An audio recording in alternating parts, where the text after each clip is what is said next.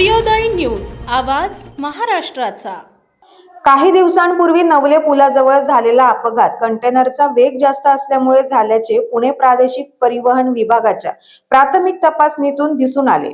अतिवेगामुळे कंटेनरवरील चालकाचे नियंत्रण सुटून अपघात झाल्याची शक्यता असून हा अपघात मानवी चुकीमुळे झाल्याचे दिसते।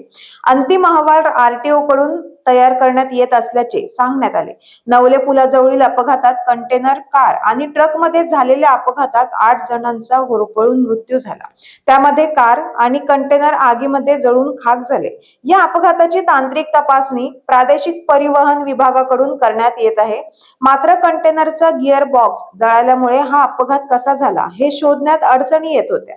त्यामुळे आरटीओ अधिकाऱ्यांनी तांत्रिक आणि महामार्गावरील सीसीटीव्हीच्या माध्यमातून माहिती गोळा केली आहे। त्यावेळी कंटेनरचा वेग जास्त होता। नवले पुलाजवळ चालकाचे नियंत्रण सुटून हा अपघात झाल्याचे आढळले। कंटेनर चालकाने गाडी न्यूट्रल केल्याची शक्यता असून हा अपघात मानवी चुकांमुळे झाल्याचे प्रथमदर्शी स्पष्ट होते। पुणे आरटीओ कडून सातारा ते पुणे दरम्यान वाहनांची तपासणी करण्यासाठी एक पथक वाढवले आहे। आता 2 पथकांमध्ये 10 अधिकारी वाहनांची तपासणी करतील।